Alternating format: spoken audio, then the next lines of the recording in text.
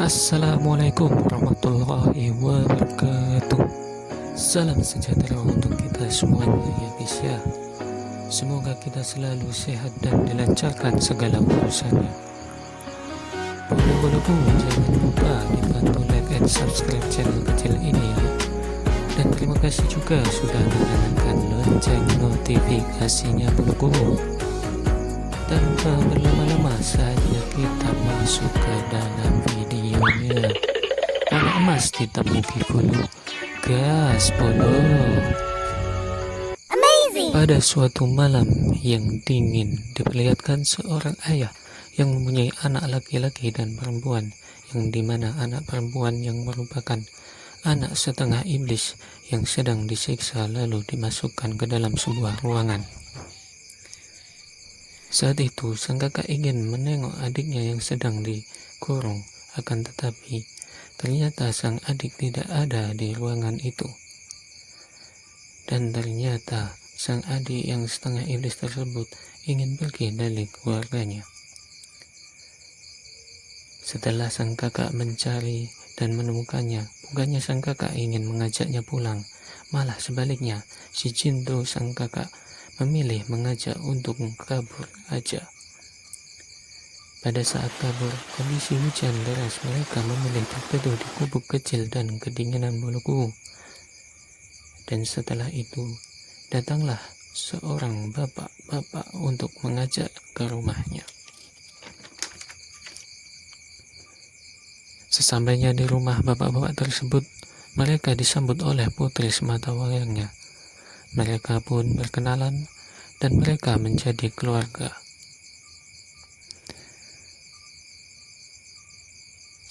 Singkat cerita, mereka tumbuh besar dan sang cewek yang bernama Syria itu menjadi seorang Itsukihime untuk melanjutkan ibunya karena dia adalah keturunan satu-satunya dan si Cintu menjadi pengawalnya. Pada hari itu, datanglah kakek-kakek yaitu kepala desa untuk membahas masa depan desa dan keturunan Itsukihime. Di sisi lain, ada iblis yang memantau Suyu adik cinta yang merupakan sosok manusia setengah iblis. Satu iblis berbadan kekar dan kuat, satu iblis lagi cewek bisa melihat masa depan. Di suatu hari, Nona Itsukihime keluar kuil menjadi orang biasa untuk menghabiskan waktu, makan dan bermain bersama dengan teman masa kecilnya. Setelah mereka jalan-jalan bersama, mereka mampir di pinggir sungai sambil berbincang ria. Tanpa disangka-sangka, Shirayu menyatakan perasaannya, bahwasanya Shirayu mencintai Cinta.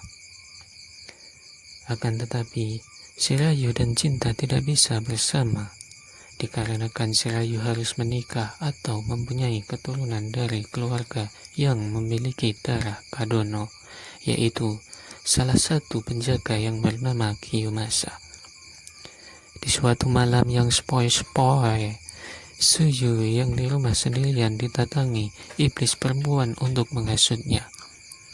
Tetapi karena Suyu sangat percaya sama kakaknya, dan Shirayu Suyu pun tidak mempercayainya.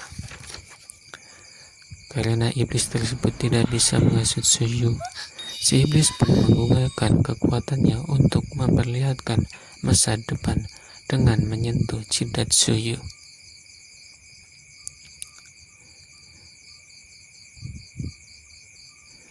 Dengan diperlihatkan masa depan, lalu Suyu pun mempercayai iblis tersebut dan langsung mengikutinya. Di sisi lain, Cintu pun melawan iblis kekar dengan pertarungan yang cukup sengit. Tangan Cintu terpotong satu. Entah pertempuran itu dimenangkan oleh siapa, akan tetapi Cintu berhasil bangun dan tangannya utuh kembali. Si iblis wanita ternyata mengajak Suyu ke kuil, dan ternyata Shirayu sedang mau melakukan adegan wik-wik dengan Kiyomasa. Suyu pun gelap mata merasa kakak dan dirinya sedang dikhianati. Dengan hati yang bergejolak, Suyu pun membangkitkan kekuatan iblisnya yang tersimpan di dalam dirinya.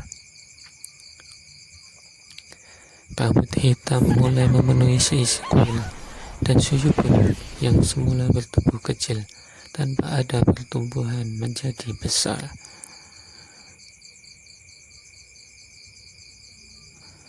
Setelah Cinto terbangun, Cinto pun langsung menuju kuil. Cinto pun mendobrak pintu dan melihat Shirayu masih hidup berlari ke arah Cinto. Akan tetapi di saat Shirayu sampai di pelukan Cinto, tiba-tiba kepala Shirayu terpotong. Dengan pikiran kosong dan tidak mempercayai ini, semua Cinto mulai menyerang iblis yang telah membunuh Shirayu.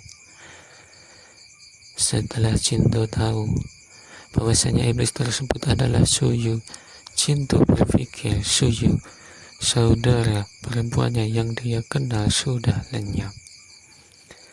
Dengan kemarahan yang meluap-luap, Cinto dan Suyu pun bertarung. Tanpa disadari, dengan kemarahan yang begitu besar, kekuatan iblis Cinto pun bangkit di tangan kirinya.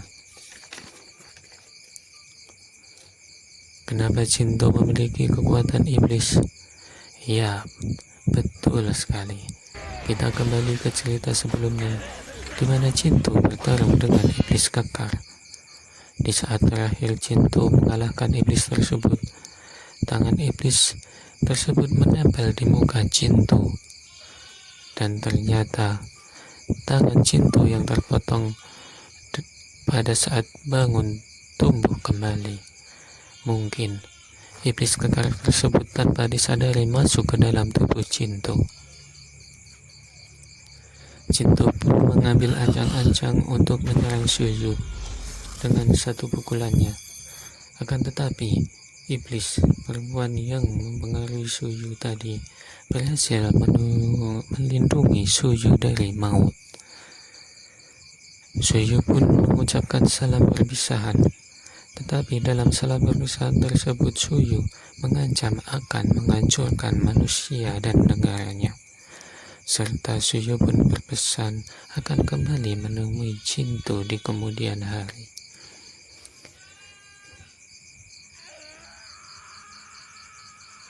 Di akhir cerita episode 1 ini, Cinto pun bersiap-siap untuk meninggalkan rumah yang pernah ia tinggali selama ini untuk menjadi pengembara pembasmi iblis. Akan tetapi sebelum Cinto pergi, kakek-kakek tua yaitu kepala desa memberikan salah satu pedang samurainya, dan kakek-kakek tersebut meminta maaf kepada Cinto karena kakek-kakek kepala desa itu telah memaksa Kiyomasa dan Nona Itsukihime untuk menikah. Apabila kakek kepala desa itu tidak memaksa mereka untuk menikah, mungkin semua ini tidak akan terjadi.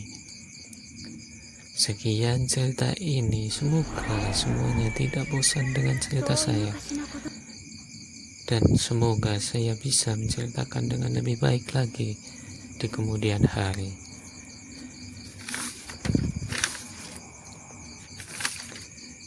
Kata-kata untuk hari ini, boloku. Ini namanya tang, dan ini namanya kunci. Kalau kalian punya hutang, janganlah engkau melarikan diri. Cukup sekian dari saya. Bila ada salah kata, mohon dimaafkan.